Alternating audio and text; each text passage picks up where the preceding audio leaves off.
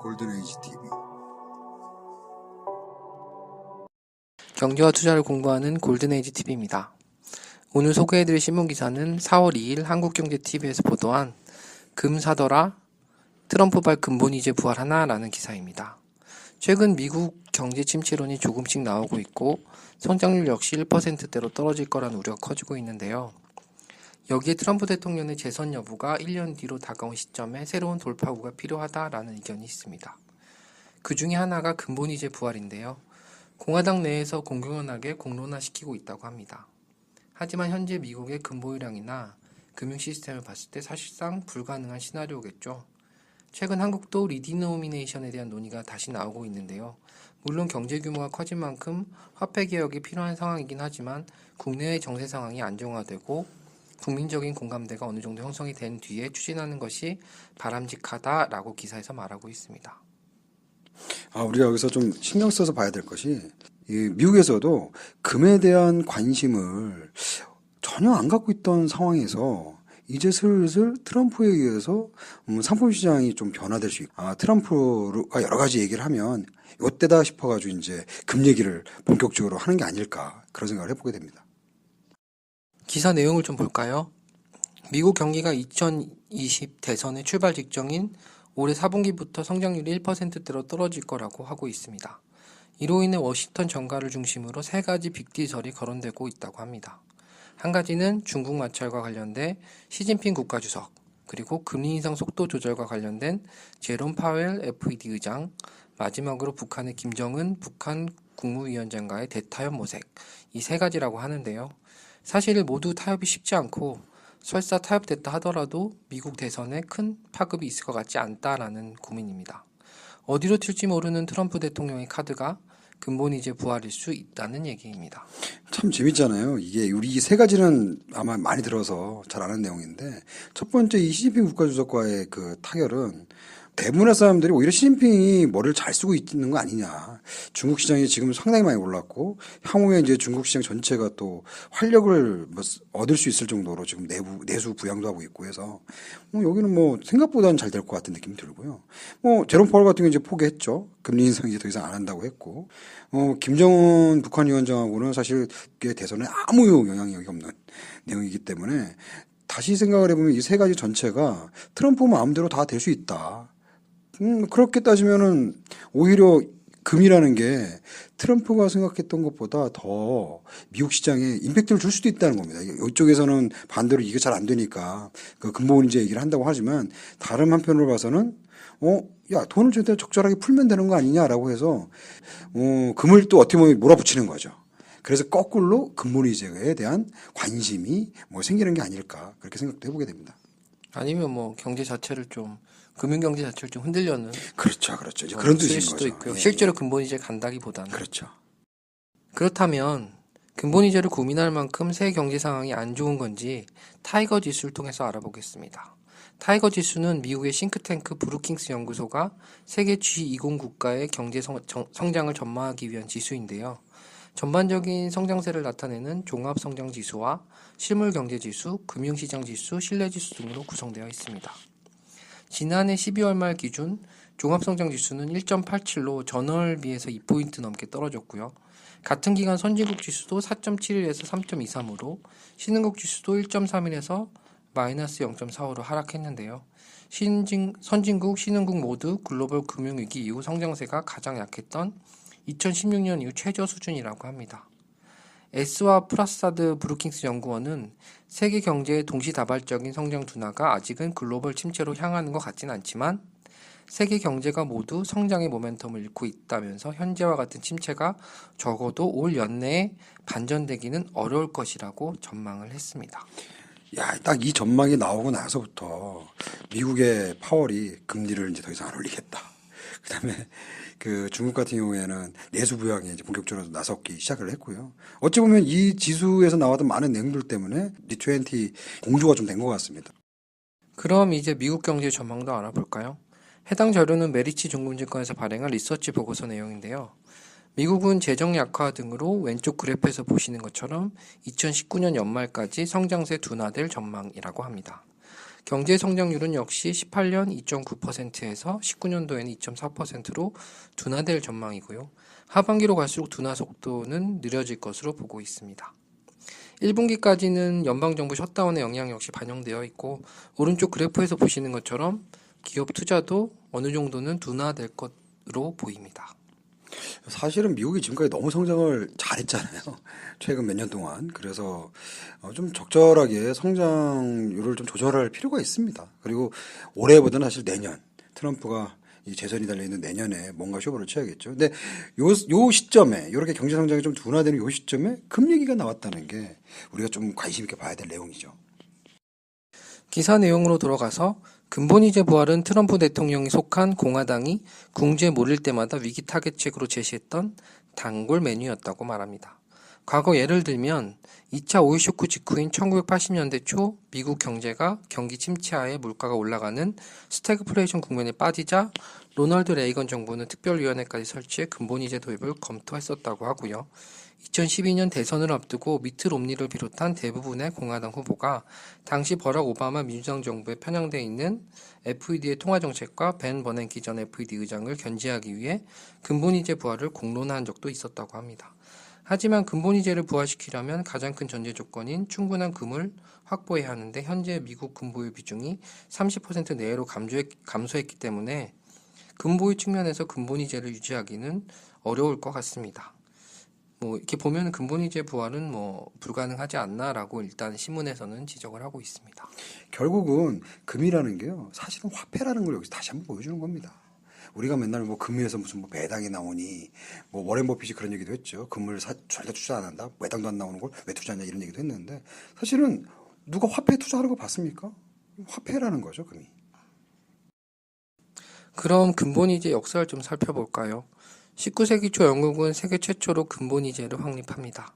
국가에서 화폐를 찍어내기 위해 그 가치에 해당하는 금을 중앙은행에 보관하고 그 양만큼 화폐를 발행하는 제도입니다. 18세기 영국을 시작으로 세계 대공황 이전까지 200년 이상 대부분 국가에서 채택을 했었고요. 하지만 2차 세계대전 이후 세계 금의 80% 그리고 전쟁으로 인한 경제 발전으로 세계 최강국이 된 미국이 브레튼 우즈 체제를 선언하면서 미국 중심의 경제체제, 금융체제로 재편하게 됩니다. 즉, 금 1온스당 35달러 고정환율 제도로 하는 금태환 제도를 실시하고 미국의 달러가 기축통화로서의 본격적인 지위를 획득하게 됩니다. 하지만 20년이 지난 후 베트남 전쟁에서 미국은 전쟁 자금을 위해 막대한 달러를 발행하게 되고 닉슨 대통령이 금태환 불가, 금으로 바꿔줄 수 없다라고 선언하면서 브렌트 우드 체제는 종료를 하게 됩니다. 하지만 달러 본위로 전환하면서도 여전히 기축통화 국가로서의 역할을 하게 되고 근본이제는 금보유량을 통화로 공급량을 결정하기 때문에 중앙은행이 경제 안정화를 위한 인위적인 경기 부양이나 통화 정책을 활용할 수 있는 여지가 거의 없고 이런 이유로 대공황이 이제 근본이제 붕괴의 가장 큰 원인을 제공했다라고 얘기를 하기도 합니다. 기사는 한국으로 방향을 다시 바꿉니다. 비트코인 광풍 이후 최근 다시 거론되는 리디노미네이션에 대한 논란인데요. 종전과 다른 것은 세계 경기 10년 호황 종료, 즉 미국 중앙은행의 출구 전략 추진 중단, 노딜 브렉시트 우려 등 대전 한계에 논의되고 있다는 점인데요. 여기서 리디노미네이션은 화폐 가치의 변동을 주지 않으면서 거래 단위를 낮추는 것을 의미합니다. 다음 장에서 상세하게 말씀드리겠습니다. 리디노미네이션은 화폐 액면 단위를 일률적으로 낮추는 것, 즉 화폐 가치 변동 없이 화폐 액면 단위만 바꾸는 것을 말합니다. 우리나라에선 이미 2차례 실시한 적이 있다고 합니다. 1차는 1953년 2월 15일 대통령 긴급명령 제13호였고요.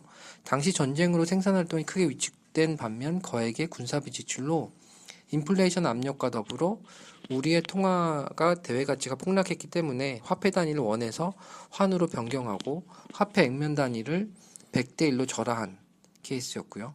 2차 리디노미네이션은 1962년 6월 10일 단행됐고 화폐 액면을 10분의 1로 조정하면서 새로운 원으로 표시했다고 합니다. 이때는 지하자금을 양성화해서 경제개발 계획에 필요한 투자자금으로 활용하는 것을 그 이유로 들었다고 합니다. 우리 여기 좀 내용이 안 나와 있는 것 중에 하나가 꼭 이렇게 화폐의 그 평가절하, 아주 액면 단위를 절하시키는 것 뿐만 아니라 5만 원짜리 지폐를 발급한다든지 뭐 그렇게 해서 이제 새로운 지폐를 만드는 것도 디노미네이션의 한 형태라고도 얘기하거든요. 그래서 이게 무조건 화폐 단위를 줄이는 것뿐만 아니라 화폐로 거래할 수 있는 단위를 조절하는 모든 활동을 다 리디노미네이션이라고 부른다고 합니다. 그러면 리디노미네이션의 장점과 단점이 있는데 이걸 좀 알아보겠습니다. 한국의 전체 금융자산이 2015년 말 기준으로 1경 4,599조 원이라고 하는데요. 단위가 크다 보니 거래의 편리성이 요구되는 시점에 이 리디노미네이션은 유용할 수 있다고 합니다. 또한 대외 위상을 제고할 필요가 있을 때, 즉 외국인 입장에서 달러당 1,000원보다는 10원일 때 한국의 원화 가치를 더 높게 평가할 수 있다라는 얘기고요. 여기에 화폐 단위 축소로 또 거래가 또 쉬워질 수 있고, 무엇보다도 뭐 5,000원 하던 게 5원 뭐 이렇게 바뀌게 되면 내수를 부양하는 데 도움을 줄 것으로 보입니다. 여기에 덤으로 지하 자금의 양성화가 있는데요. 지금 현재 기준으로 5만 원권의 환수율이 한 40%라고 합니다. 대부분의 5만 원권이 이제 어딘가에 잠자고 있다, 지하에 사장돼 있다라고 할 수 있는데, 이런 돈이 밖으로 나올 수 있는 여지가 생기는 거죠. 하지만 단점도 있다고 합니다. 현금 지급기 등 다양한 기기와 금융거래 관련 소프트웨어 변경에 대한 비용이 발생하게 되고, 또한 실질적인 변화는 없는데 일부 경제 주체가 심리적으로 불안을 느끼면서 자금을 부동산, 뭐 이런 실물자산에 투자하게 되면서 이들 가격이 비정상적으로 오르는 문제가 있을 수 있다고 합니다. 저는 이걸 참 많이 느낀 게 우리 베트남이라든지 인도네시아를 가게 되면요. 뭐 1달러 가지고 가면 뭐 몇만 동 이래요. 그래가지고 거래할 때 상당히 좀 당황스러울 때가 있습니다. 뭐 거래도 어렵고 뭐 헷갈리기도 하고. 그리고 그 나라가 되게 좀 너무 싸 보인다고 해야 되나요? 뭐 이런 나라가 다 있나 싶은데 외국 사람들이 보면 한국이 그런 거예요. 그래서 참 이게 좀 뭐 그런 것 때문에 아까 얘기했던 것처럼 평가절하를 받는 경우도 좀 있는 것 같고요. 근데 또 하나 중요한 거는 사실 이 디노미네이션을 추진하는 많은 나라들이 경기 부양 효과를 좀 노린다고 합니다. 이게 이렇게 돈의 형태로 바꾸게 되면 전산 비용 같은 게 많이 발생을 하지만 또 그만큼 투자를 많이 하게 되니까 누구 어떤 경제학자에 따르면 한 우리나라 같은 경우에는 0.5%의 뭐 경제적 효과가 있다. GDP를 상승시키는 뭐 그런 얘기도 하더라고요. 그렇다면 외국 사례를 좀 알아보겠습니다. 터키의 경우 소비자 물가가 연평균 50% 상승하게 되면서 중앙정부는 81년부터 평균 2년마다 아까 이제 얘기해서 드렸던 고액권을 발행하면서, 그로 인해서 2002년부터는 조금씩 떨어져서 2004년도에는 8% 정도로 물가 상승률이 줄었다고 합니다.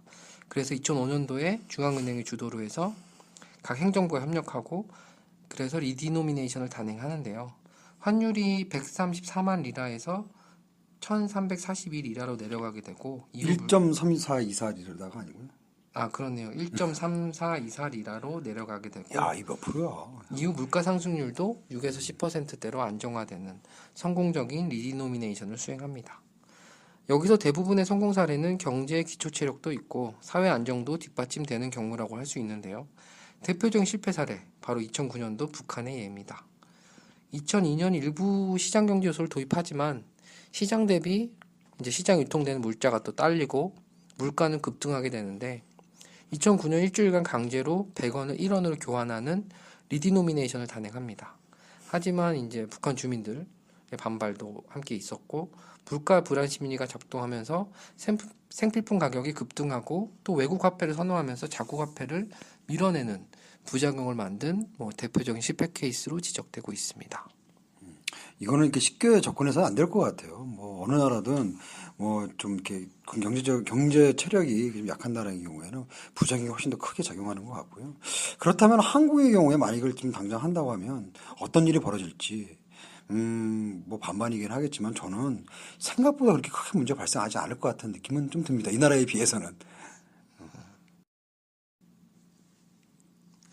그런데 마지막 기사에서 결론을 내는데, 우리나라의 리디노미네이션 논의가 잊을만 하면 나오는 것은 어쨌든 경제 규모는 커졌고 1962년 화폐개혁 이후 액면 단위는 그대로인 이유가 있을 수 있는데요. 여기에 원화 거래 단위로 달러와의 1000분의 1인 것은 우리의 국제위상과 맞지 않다라고 생각을 하고 있습니다. 그렇기 때문에 리디노미네이션의 필요성은 일리는 충분히 있어 보이지만 기사의 결론은 어쨌든 최근처럼 어수선한 상황에서 리디노미네이션을 단행하거나 논의하는 것보다는 국내 정세가 안정화되고 국민적 공감대가 형성이 된 후에 하는 것이 바람직할 것 같다라고 결론을 냅니다. 근데 여기서 우리가 꼭 기억해야 될 게 하나 있습니다. 리디노미네이션은 꼭 올 겁니다, 한 번은. 근데 그게 왔을 때 우리가 어떤 자산을 갖고 있어야 되는지를 꼭 생각을 해봐야 돼요. 근데 그게 내년? 내후년? 그렇게 안 할 수 있어요. 한 10년 있다가 발생할 수도 있습니다. 그런데 이게 인플레이션 효과가 상당히 있는 거거든요. 그래서 인플레이션이 어느 순간에 일정 이상 이런 정책적 그 결정에 의해서도 발생할 수 있기 때문에 이거를 해지할 수 있는 수단을 지금부터 준비할 필요가 있는데요. 대표적인 게 사실은 뭐 부동산이나 이런 거가 뭐 대표적인 거고요. 그렇게 큰 규모로 이제 막 돈을 투자를 못할 경우에는 원자재 같은 경우에 상당히 좋은 인플레이션 해치할 수 있는 수단이 될 수 있습니다. 그런 관점에서 이런 것들을 관심 있게 보는 건 분명히 필요한 것 같습니다. 오늘은 미국 그리고 세계 경제 전망 그리고 근본이제 그리고 우리나라의 리디노미네이션에 대한 논란에 대해 살펴봤고요. 다음 시간에도 흥미로운 경제 그리고 투자 기사로 찾아뵙도록 하겠습니다. 우리 좋아요하고 구독 꼭 눌러주시기 바랍니다. 몇 명 안 되지만 꿋꿋하게 하고 있는 저희를 좀 보시고요. 이거 다음번에 만나면 더 재밌는 내용으로 다시 한번 뵙도록 하겠습니다. 감사합니다. 감사합니다. 골든에이지 TV